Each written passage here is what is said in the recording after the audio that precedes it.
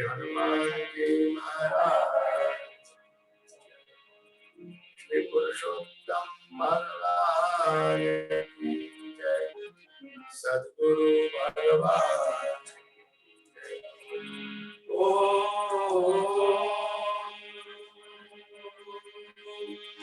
नमः पार्वती हरे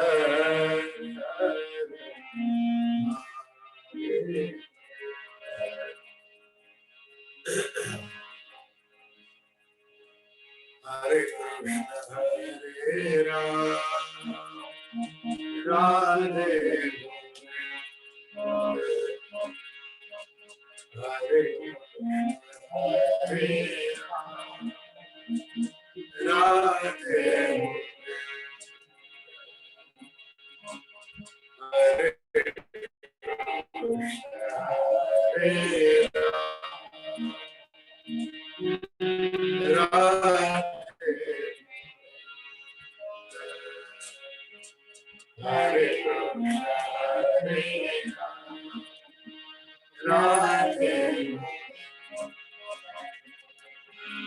Hare Krishna Hare Rama Rama Govinda Hare Krishna Hare Rama Radhe Govinda Hare Krishna Hare Rama Radhe Govinda Hare Krishna Hare Rama Radhe Govinda Hare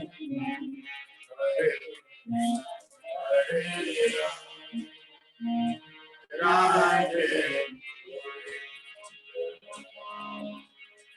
Hare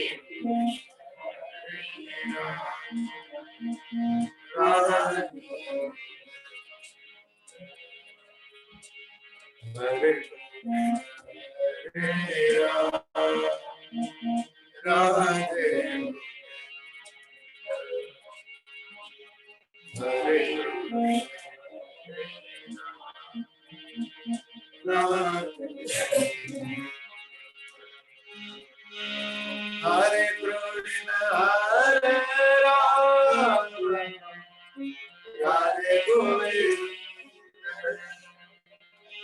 Hare Krishna Hare Rama Hare Govinda Hare Krishna Hare Rama Radhe Govinda Hare Krishna Hare Rama Hare Govinda Hare Krishna Radhe Govinda Hare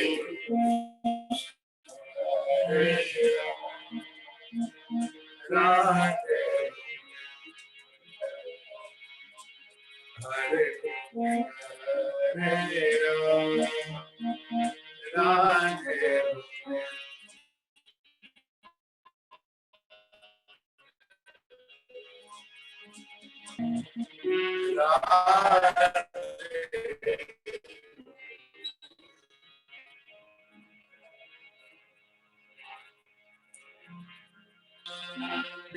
Sevitam Kapitha Jambu Palachar Umasutam Shloka Vidash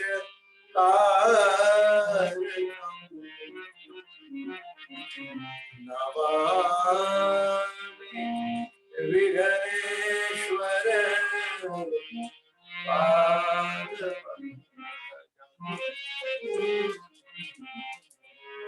Namo Smanandaya Sahasramurtaye Sahasrapada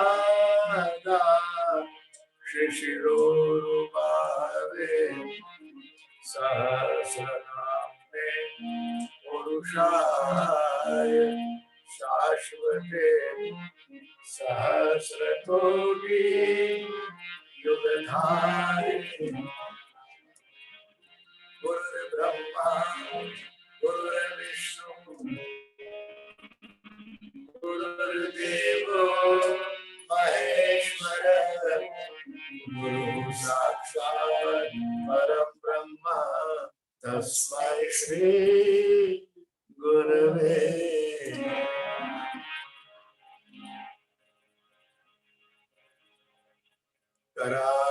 करारविंदे न पदारविंदम मुखारविंदे शयनम भद्रस्य भद्रस्य मुखे शयनम आयं मुकुन्दं मनसा स्मरामि श्री कृष्ण गोविंद हरे मुरारे हे नारायण वासुदेव जीवने विभस्मा मृतमे तदेव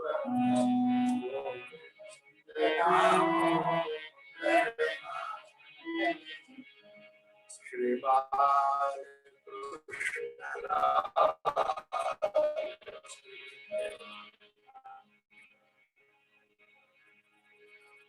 कस्तूरी तिलकं ललाट पटले वक्षस्थले कौस्तुभं नासाग्रे वरमौक्तिकं करतले वेणुस्वरे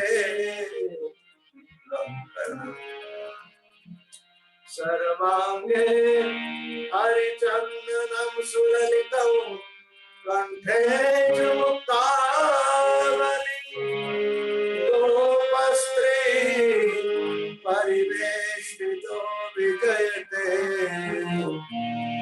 गोपाश चूड़ामणि कल्याणानां निधानं कलिमलमथनं पावनं पावना पाथेयं यन्मुमुक्षुः सपदि परपद प्राप्तये प्रस्थितस्य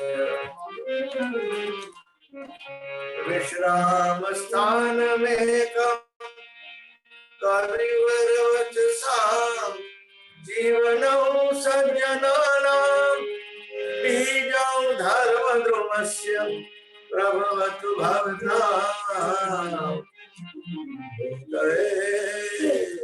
राम नाम। बोलिए श्री भागवत भगवान की जय। श्री सुखदेव जी महाराज की जय। श्री पुरुषोत्तम भगवान की जय। अब आइए शांत और एकाग्र चित्त से परमात्मा की मंगलमय लीलाओं का गान और श्रवण करें और अपने आप को धन्य बनाने का प्रयास करें। आज प्रथम क्रम में अधिक पुरुषोत्तम मास के महात्म्य की कथा में 25वें अध्याय की कथा हम सुनेंगे।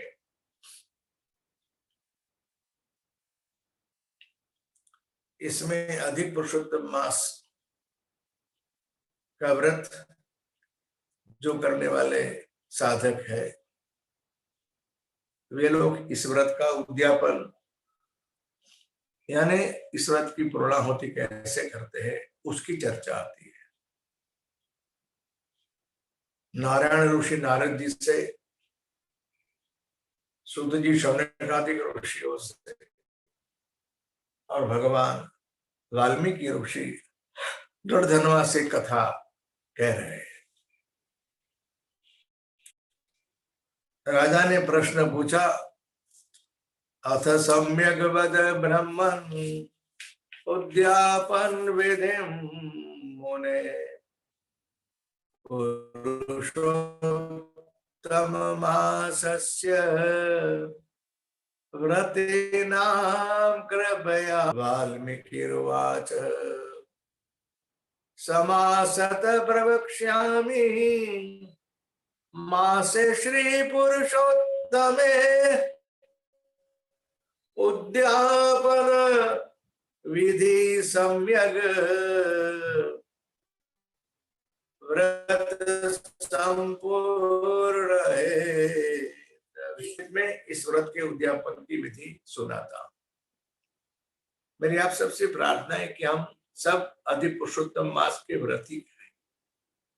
हम सब बड़ी श्रद्धा और भाव से व्रत कर रहे हैं। इसके उद्यापन की जो विधि बताई गई है, जो लोग कर सके बड़ी अच्छी बात है।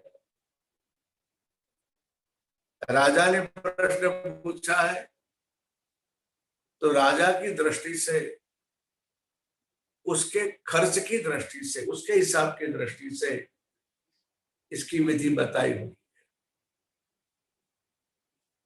किंतु यदि कोई व्यक्ति करना चाहे तो अपनी क्षमता के अनुसार, अपने सामर्थ्य के अनुसार विधि करनी चाहिए। एक विचार यह है। किंतु मैं जो आपको दूसरा विचार कह रहा हूं उस पर भी आप ध्यान दें। और वह विचार है कि विधि करना या न करना ये व्यक्ति की इच्छा के ऊपर निर्भर है। और सबके लिए तो विधि पूर्वक व्रत करना शायद थोड़ा कठिन भी हो सकता है। किंतु हम लोग विधि करें या ना करें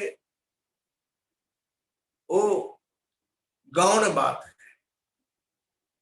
किंतु हम कम से कम इसकी विधि जो है उसको सुन ले, याद रख ले, और यदि कभी जीवन में करने की बारी आई तो हम अवश्य करें। या श्रद्धा पूर्वक श्रवण करने से भी, या किसी को कहने से भी, सुनाने से भी हमें वही फल प्राप्त होता है। भागवत जी का मूल सिद्धांत यही है। देखिए, हम भागवत कथा के संदर्भ में देखिए ना, तो जैसे ही भागवत कथा की पूर्णाहुति हुई, विराम हुआ और परीक्षित जी महाराज को तक्षक का दंश हुआ, तो उन्होंने जो कथा सुनी वो करने के लिए उन्हें अवकाश ही कहाँ रहा, समय ही कहाँ रहा। और भागवत जी में तो बार बार स्पष्ट रूप से लिखा ही है कि आप मात्र सुनिए। श्रवण का फल भी उतना ही है जितना आप व्रत या पूजा आदि करते हैं। तो मैं भी उस संदर्भ के साथ आप सबका ध्यान आकृष्ट करते हुए कह रहा हूं कि विधि हम करें या न करें, करें तो बड़ी अच्छी बात करनी चाहिए अपनी क्षमता के अनुसार। किंतु यदि हमसे वो विधि न भी हो पाए तो हम कम से कम इस कथा के उस भाग को, यानी उसकी विधि को ध्यान से सुन ले, समझ ले, तो भी हमें उतना ही पुण्य प्राप्त होगा जो व्रत के उद्यापन का फल है। इसीलिए मेरी आप सबसे प्रार्थना है कि आप सब दत्तचित्त होकर मन, बुद्धि, चित्त आदि को भगवत कथा में लगाकर ध्यान से सुनने का प्रयास करें। एक बार और याद कराता हूं कि विधि राजा के समक्ष कही गई है, इसलिए राजा की क्षमता के अनुसार इसका विधि विधान कहा है। अधिक पुरुषोत्तम मास के उद्यापन की विधि कृष्ण पक्ष की अष्टमी को या नवमी को या चतुर्दशी को करना चाहिए, यानी अमावस्या के अगले दिन, अष्टमी, नवमी या चतुर्दशी। दूसरी बात, ब्राह्मण की हाजिरी में ही विधि होगी। जो ब्राह्मण लोग कर्मकांड की पूजा कराते हैं उनसे आवश्यक वस्तुओं का लिस्ट जो है, सूची जो है वो प्राप्त कर लेनी चाहिए और उसके मुताबिक सारी सामग्री एकत्रित कर लेनी चाहिए। जिस दिन इस पूजा की विधि हो उस दिन प्रातः काल में उठकर जगकर अपना जो नित्य कर्म दैनिक क्रिया है वह सब कर लेने के पश्चात ब्राह्मणों को बुलाना चाहिए। इस कथा के बृहदारण्यक के पुराण में लिखा है 30 ब्राह्मण को बुलाना चाहिए। 30 ब्राह्मण सपत्नीक आए। दूसरा, ये ब्राह्मण वैष्णव भी होने चाहिए, यानी विष्णु भक्ति में तत्पर होने चाहिए, ऐसा स्पष्ट लिखा है। और स्पष्ट लिखा है अपनी शक्ति के अनुसार, धन संपत्ति के अनुसार 30 नहीं तो 7 ब्राह्मण को और कम से कम 5 ब्राह्मण को तो बुलाना चाहिए, ऐसा स्पष्ट लिखा हुआ है। सर्वतो भद्रमंडल जिसे कहा जाता है उसकी रचना करनी चाहिए। उसमें 5 प्रकार के धान्य का उपयोग होता है, अन्न का 5 प्रकार के अन्न। उसका नाप लिखा है 16 शेर या 64 शेर। हमारे हिसाब में कम तो 8 किलो या 32 किलो ये पुराना वजन लिखा हुआ है। और ये मंडल की रचना ब्राह्मण लोग कर लेंगे, सर्वतोभद्रक मंडल की रचना।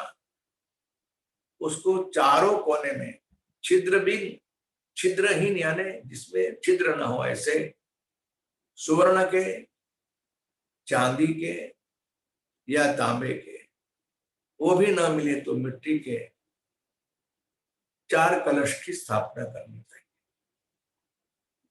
और हमने शायद पिछले कुछ दिनों में सुना है कि भगवान ने जो अवतार लिया राम और कृष्ण का, उसमें भगवान ने चतुर्व्यूह लीला की है। ये भगवान श्री वल्लभाचार्य जी का मत है, इसकी चर्चा हम कर चुके हैं आपके साथ। नंद महोत्सव की दूसरी की चर्चा हुई थी, ऐसा मुझे याद आ रहा है। तो भगवान वल्लभाचार्य जी के मत के अनुसार भगवान राम कृष्ण अवतार में जो भगवान की चतुर्व्यूह लीला है वही भगवान के 4 स्वरूप। चतुर्व्यूह का अर्थ है हेतु, 4 हेतु, संकर्षण व्यूह, वासुदेव व्यूह, प्रद्युम्न व्यूह और अनिरुद्ध व्यूह। यानी चारों दिशा में उस सर्वत्र मंडल मंडल बनेगा चौरस आकार में, और चारों दिशा में 4 कलश की स्थापना करनी चाहिए। कलश के ऊपर वस्त्र है, पात्र है, लगरवेले के पान है, और भगवान दाऊद जी यानी बलभद्र जी, वासुदेव यानी भगवान श्री कृष्ण परमात्मा, प्रद्युम्न जी और अनिरुद्ध जी, इन देवों का स्थापन करना चाहिए। और जैसे कि अधि पुरुषोत्तम मास के आरंभ में हमने श्री राधिका सहित परमात्मा श्री पुरुषोत्तम की जो पूजा की होती है, जो स्वरूप होता है, जो कलश होता है, उसको लाके बीच उसकी हमें पूजा करनी। पूजा ब्राह्मण लोग कराएंगे। ब्राह्मण में 4 आचार्य होंगे, क्षमा करें, 1 आचार्य होंगे और 4 ब्राह्मण जो है वे जप करेंगे। आरंभ में ब्राह्मणों को हाथ में पहनने की अंगूठी है मुद्रिका, और 2 वस्त्र दक्षिणा के साथ ब्राह्मण को देना चाहिए। जब हम ब्राह्मण का वर्ण करें, हमारी भाषा में उनसे कॉन्ट्रैक्ट करें कि आप हमारे लिए कार्य करेंगे तब। और 2 दिन पहले हमने जो भगवान की पूजा सुनी, उस क्रम में भगवान पुरुषोत्तम की पूजा करनी चाहिए। संकर्षण का, वासुदेव का, प्रद्युम्न और अनिरुद्ध महाराज के मंत्र का जप करेंगे। और मुख्य प्रधान जो मुख्य में देव है राधा जी सहित पुरुषोत्तम जी का, उसकी ब्राह्मण पूजा कराएंगे। जिस क्रम में हमने पूजा सुनी थी, की थी, मानसिक पूजा, उसी क्रम में यहाँ पूजा होगी। और पूजा के पश्चात वासुदेवाय स्वाहा इस मंत्र से तिल का होम भी होना चाहिए। भगवान की पूजा हो, आरती हो, इस तरह से जो पूजा का क्रम हमने सुना है, उस क्रम में भगवान की षोडशोपचार पूर्वक पूजा करके भगवान के समक्ष दंडवत करना है, समय याचना मांगनी है। यदि हमसे कुछ गलती हो गई तो आप हमें क्षमा करें। इस तरह से भगवान की पूजा संपन्न करके जो हमारे इस अनुष्ठान के आचार्य होते हैं, उन्हें स्वर्ण पात्र के साथ, ब्राह्मणों के साथ दक्षिणा है, वस्त्र है, अन्न है, पूर्ण पात्र है, ये सब दान में देना चाहिए। ब्राह्मण को गोदान भी कर सकते हो। अच्छे हृष्ट पुष्ट गाय जो दूध देती हो, ऐसी गाय का आप दान करें। गाय का भी श्रृंगार करना चाहिए, नखशिख, उसकी सींग में श्रृंगार हो और पैरों में भी श्रृंगार हो, कंठ में भी श्रृंगार हो। इस तरह से गाय का भी दान करना चाहिए। भगवान शिव और पार्वती की प्रतिमा भी पूजा करके ब्राह्मण को देनी चाहिए।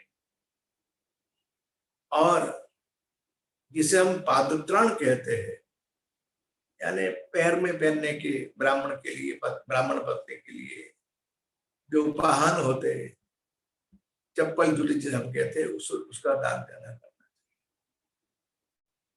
इसके साथ साथ वो वैष्णव ब्राह्मण को श्रीमद् भागवत के पुस्तक का दान करना चाहिए।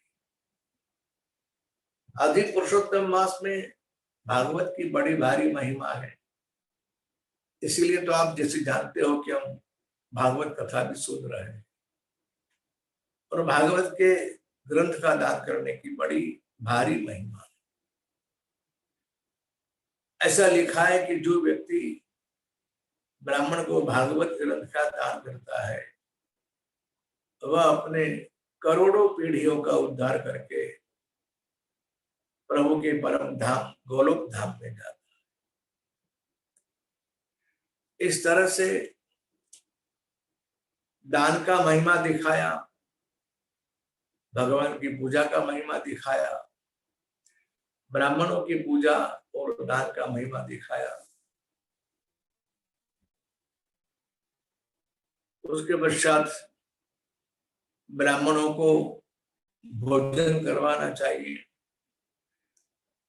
भोजन में भी खास करके जिसे हम खीर में दूधपाक कहते हैं और मालपुआ,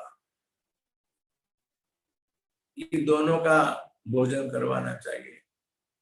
अनेक प्रकार की सब्जी है, अनेक प्रकार के भोजन के प्रकार 4 ही होते हैं। चोष्य लेष्य, जैसे हम चाट के खाते हैं, चूस के खाते हैं, चबा के खाते हैं और पीते हैं। इस तरह से ब्राह्मणों को 4 प्रकार के भोजन करा के उनको मुखवास में पान आदि देना चाहिए, दक्षिणा भी देनी चाहिए।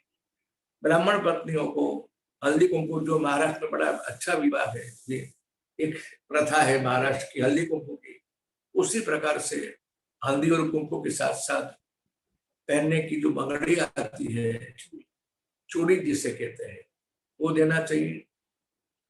और ब्राह्मण को विदा करते समय अपने घर के द्वार तक उन्हें छोड़ने के लिए जाना चाहिए।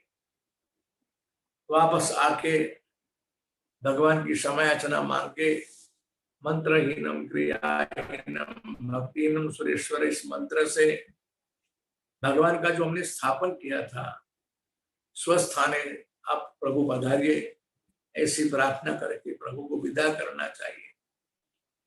और वो सारी जो भगवान के समक्ष रखी है, धान्य है, फल है,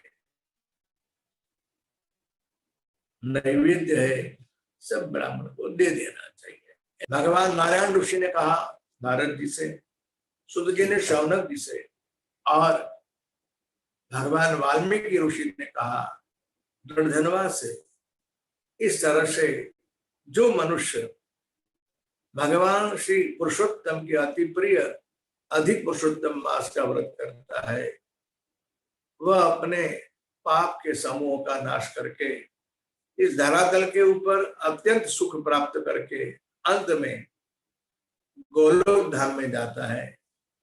इति श्री बृहन्नारदीय पुराणे पुरुषोत्तम मास महात्म्ये श्री नारायण नारद संवादे दृढ़धन्वोपाख्याने व्रतोद्यापन विधि कथन नाम पंचविंशो अध्याय।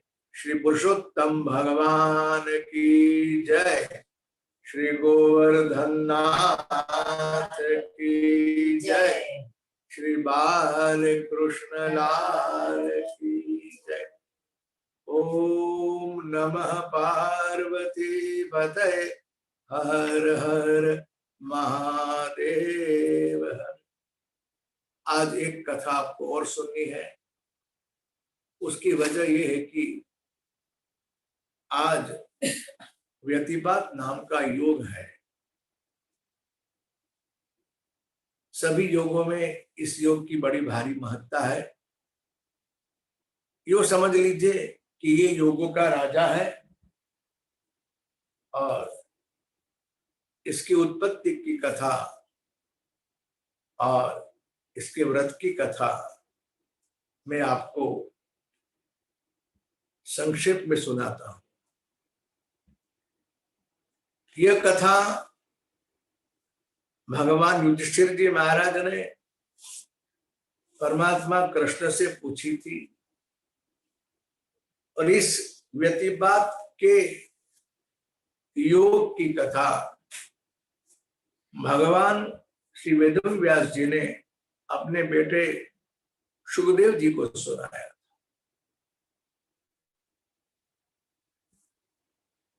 यह जो कथा है वराह पुराण की, इसलिए आशा करता हूं आप लोग, मैंने अभी अभी आपसे निवेदन किया कि व्रत या दान या पूजा या यज्ञ यदि हम कुछ भी न कर सके तो कम से कम इस कथा को सुनना बड़ा आवश्यक है। देखिए, एक विचार कहता हूं आप सबसे, जो आप जानते ही हो कि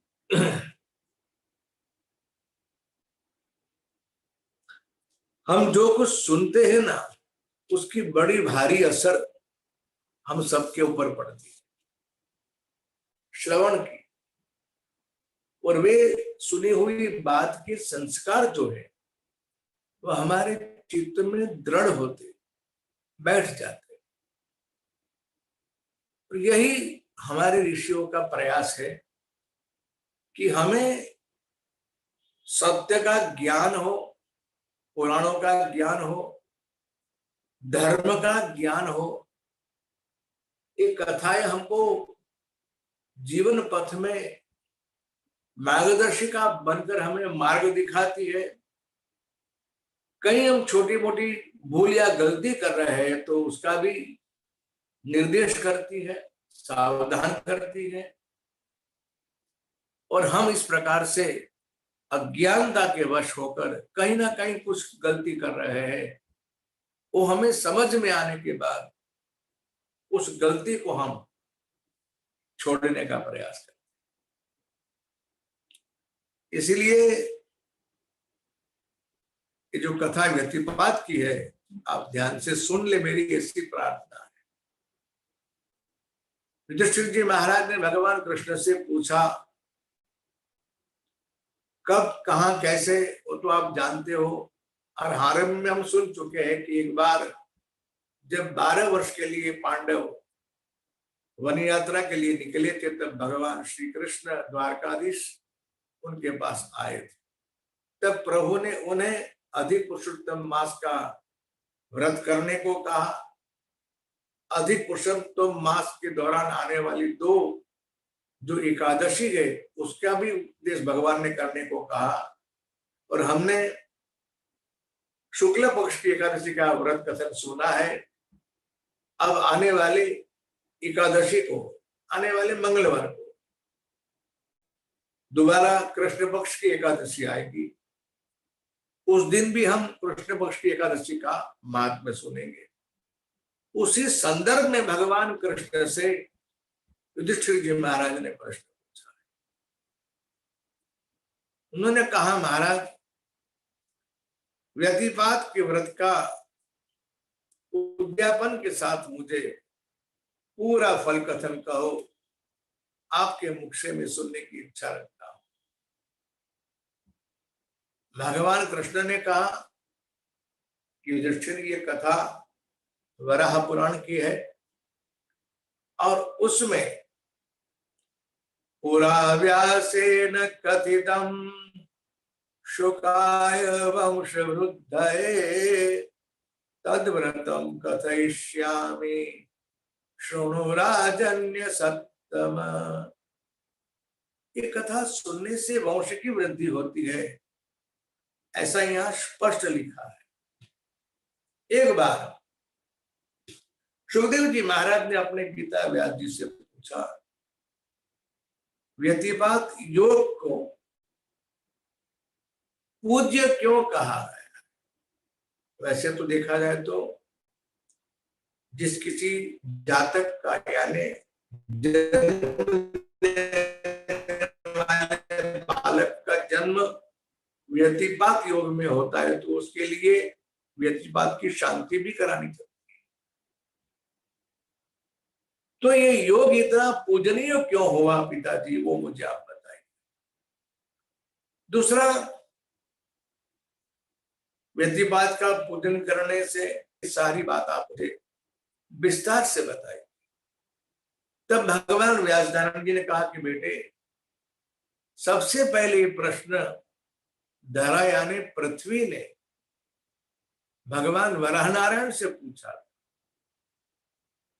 और तब प्रभु ने व्यतिपात की संपूर्ण सारी कथा धरती को सुनाई थी अपने श्रीमुख से। धरण्युवाच यस्तोक्तो व्यतिपात कीदृशः सस्वरूपतः कस्य पुत्रः कथं पूज्यः पूजिते चात्र किं फलम। हे वराह नारायण,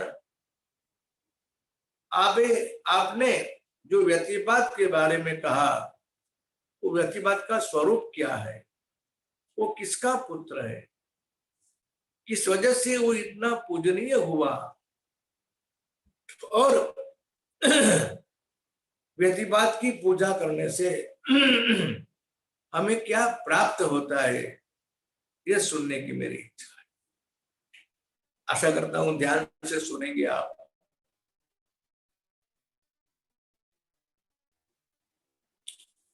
भगवान वराह नारायण कथा आती है कि चंद्रमा ने गुरु बृहस्पति की पत्नी तारा के साथ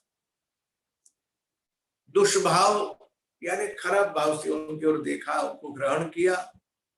उस समय चंद्रमा को सावधान करने के लिए भगवान सूर्य ने चंद्रमा की ओर क्रोध भरी दृष्टि से देखा और कहा भी कि गुरु पत्नी है, बृहस्पति की पत्नी को तो छोड़ दे। अब किसी अपराध करने वाले व्यक्ति को कोई व्यक्ति डांटेगा, क्रोध करेगा, तो जो करने की जिस व्यक्ति को इच्छा होती है उसे उस कार्य से वर्जित करना, रोकना, उसको भी क्रोध आएगा। समझ लीजिए भगवान सूर्य का क्रोध चंद्र के ऊपर है और चंद्र का क्रोध सूर्य के ऊपर है। ये दोनों के क्रोध की टकराहट से बड़ा मुख वाला, पीला मुख वाला पिसेले होठ वाले, विकराल मुख वाला, लंबे केश वाला, लंबी भ्रकुटी वाला, जैसे भगवान सूर्य का यमराज पुत्र है, ऐसे 18 भुजा वाला, 4 मुख और 8 आंख वाला, कहीं कहीं 8 भुजा भी लिखी है। दोनों विचार आप अपने मन में रखिए, सुन के रखिए। एक विकराल पुरुष प्रकट हुआ और प्रकट होते ही उसने कहा, मुझे बड़ी कड़ाके की भूख लगी हुई है, मैं तीनों लोग को खा जाऊंगा और मुझे क्रोध भी आ रहा है। क्रोध और भूख मुझे बहुत पीड़ा दे रही। तब सूर्य और चंद्र दोनों ने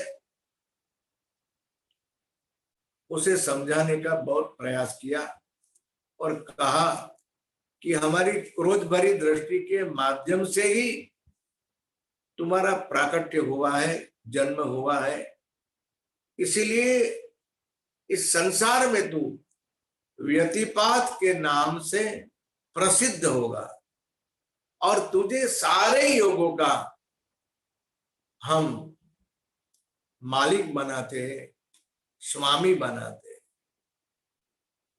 और जिस दिन तेरा योग होगा उस दिन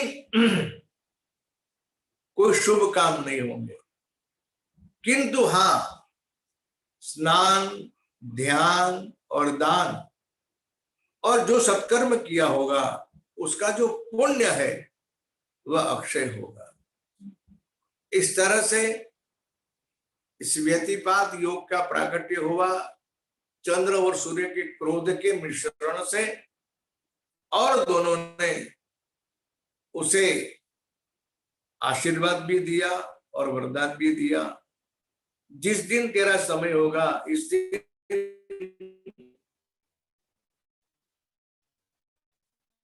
जो कल्याणकारी पुण्य कर्म करेंगे वो लोग जो होगा, और जो कोई सत्कर्म न करे उसके ऊपर तेरा क्रोध होगा। यानी भोजन और क्रोध कहां डालने का, उसका स्थान, उसका उत्तर भगवान चंद्र और सूर्य ने बताया। अब उसने कहा कि आप मुझ पे कृपा करें। देखिए, हम सब जो सनातन धर्म को मानते हैं वे लोग सूर्य और चंद्र के 9 ग्रह के ग्रह को भी मानते हैं, और हमारी जन्म राशि में, जन्मांग में चंद्र और सूर्य की कितनी महत्ता है वो भी आप जानते हो। सही अर्थ में पूछो तो चंद्रमा मन का प्रतीक है और भगवान सूर्य जो है वो हमारी आत्मा का प्रतीक। इसीलिए भगवान सूर्य और चंद्र दोनों ने कहा कि जब आपका समय होगा उस समय स्नान, दान, जप या होम पूर्वक कुछ भी पुण्य कर्म होगा, वो तेरी प्रसन्नता से उन लोगों को अनंत गुना फल प्राप्त होगा, उनकी इच्छित मनोकामना पूर्ण होगी, वे दीर्घायु होंगे, पुत्र और पौत्र से प्राप्त होकर इस संसार में अनेक प्रकार के दुख सुख भोगकर, अनेक प्रकार के सुख को प्राप्त करके, यश कीर्ति धन समृद्धि प्राप्त करके वे अपना जीवन व्यतीत करेंगे। इस तरह से मैंने अभी आपको व्यतीतपात के प्राकट्य की कथा सुनाई, किस तरह से उनका प्राकट्य हुआ वह भी सुनाया, और उस समय योग जब भी होता है, ये योग करीब करीब 26 घंटे के लिए आज है, कल रात्रि से आने वाली रात्रि तक। देखिए, बीच में एक विचार कह देता हूं, इस आशा के साथ कि आप उसका गलत अर्थ नहीं करेंगे। अब आप कहेंगे कि हमने सुना तो कथा बड़ी देरी से सुनी, अब हम दान कब करें, कैसे करें? आप मन में संकल्प कर लीजिए। इस योग का जो समय अवधि है वो रात्रि के 1 बजे तक का है। तब तक अभी कथा सुनते सुनते संकल्प कर लीजिए, जो आपकी इच्छा हो उसके अनुरूप स्वर्ण, रौप्य या अन्य अन्य धातु का दान, अन्न का दान, वस्त्र का दान, दक्षिणा के साथ में हम किसी ब्राह्मण को देंगे, ये सोच कर संकल्प कर लीजिए।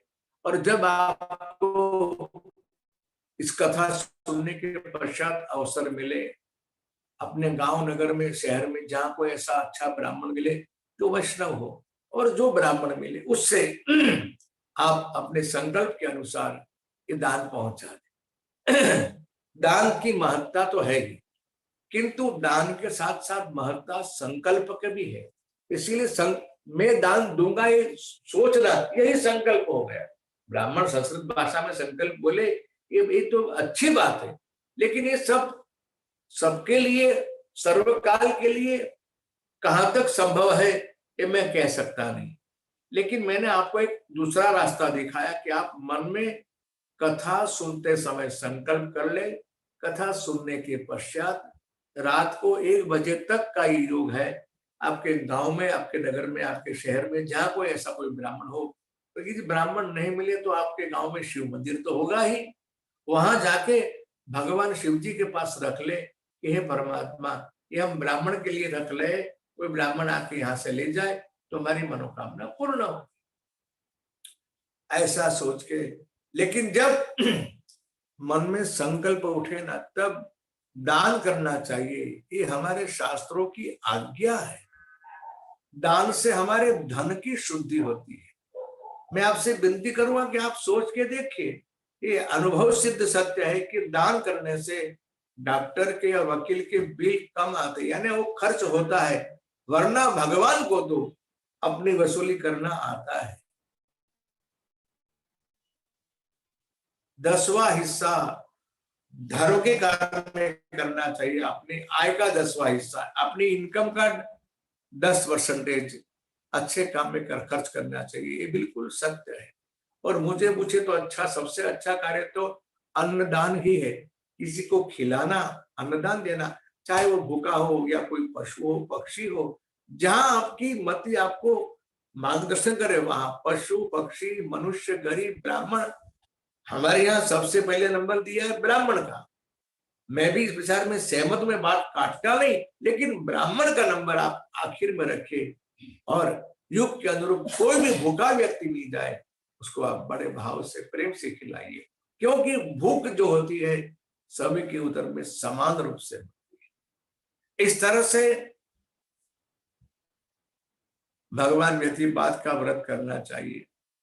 अब इसकी पूजा कैसे होती है ये आप सुन लीजिए। व्यतिपात के दिन सुबह पवित्र होकर पवमान जप करते हुए और पंचगव्य से व्यतिपाताय ते नमः मैं आपको नमस्कार करता हूं, इस तरह से स्नान आदि करके, जैसे हमने पूजा का क्रम सुना है, कलश की पूजा करनी चाहिए। और व्यतिपात की प्रतिमा सोने की बनाकर, मैंने पहले कह दिया सब चर्चा राजा महाराजों के लिए है, सोने की बात तो बोलना ही अभी अपराध हो गया, लेकिन मैं कथा में लिखा है तो मुझे मेरा कहने की मेरी फर्ज है, इसलिए आपसे कह रहा हूँ। प्रतिमा को पूजा कर, प्रतिमा की पूजा करनी चाहिए। इस तरह से व्यतिपात का व्रत जो है वो 14 महीने तक होता है, यानी 14 व्यतिपात का व्रत करना चाहिए। व्यतिपात योग की बात कर रहा हूं मैं आपसे। सामान्यतः मार्गशीर्ष मास में व्यतिपात की पूजा का बड़ा भारी महत्व है, और उनसे प्रार्थना करो, नमस्तेस्तु व्यतिपात सोमसूत सूर्य प्रभो यद्दानादिकं किंचित तदंतम मिहास्तु में, मैं जो कुछ दान दे रहा हूं उसका अनंत फल मुझे प्राप्त हो, ऐसी आपसे प्रार्थना है। इस तरह से संकल्प करके अपने गुरु, यानी जो हमारे गांव के, हमारे जो ब्राह्मण आपके होते हैं, जिसे हम गौड़ महाराज कहते हैं ना, आपके जो पुरोहित होते हैं, उनको देना चाहिए। और व्यतिपात चलता हो उसी समय ये सब काम करना चाहिए। 14 व्यतिपात की व्रत करना चाहिए। 13 व्यतिपात करने के पश्चात जब 14वां व्यतिपात का योग आए तब व्यतिपाताय स्वाहा इस मंत्र से होम भी करना चाहिए। सूर्यचंद्र का महान पुत्र व्यतिपात समग्र इष्ट मनोरथों की प्राप्ति कराने वाला है, मैं आपकी पूजा करता हूं, इस तरह से बोलकर इस योग में ब्राह्मण को दूध देने वाली गाय, पलंग सैया सैया के साथ और अनेक प्रकार के दान की चर्चा जो हम सुनते हैं वो दान करना चाहिए, ऐसा लिखा है। व्यतिपात के काल में दिया हुआ दान, उसका जो पुण्य है वो असंख्य है, अनगिनत है, जिसकी गिनती हम कर सकते नहीं।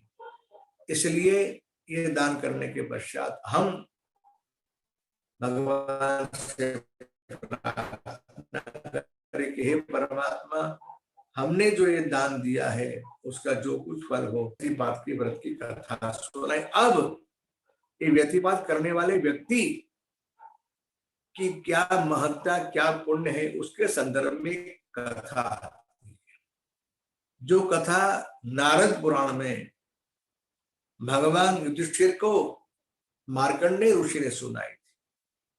पूर्व काल में हर्यश्व राजा ने व्रत किया था और एक बार ये राजा हर्यश्व वन में शिकार के लिए गए हुए थे। उस समय क्या हुआ, उन्होंने किसी एक सूकर को देखा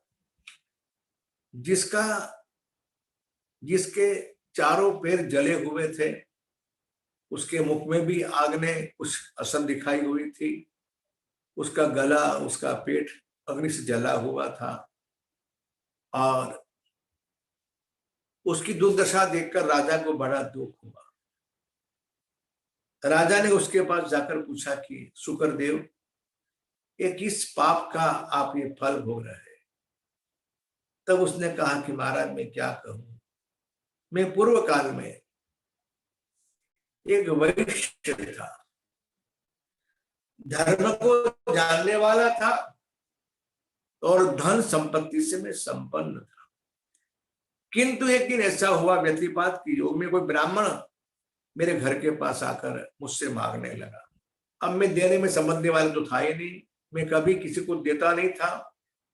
उस ब्राह्मण का मैंने अपमान किया तो ब्राह्मण ने क्रोधित होकर मुझे श्राप दिया कि आप शुकर की योनि में जाओ और आपका जैसे आपका उत्तर सुनकर मेरा गला, मेरा पेट, मेरा जी जल रहा है, वो दशा आपकी भी होगी।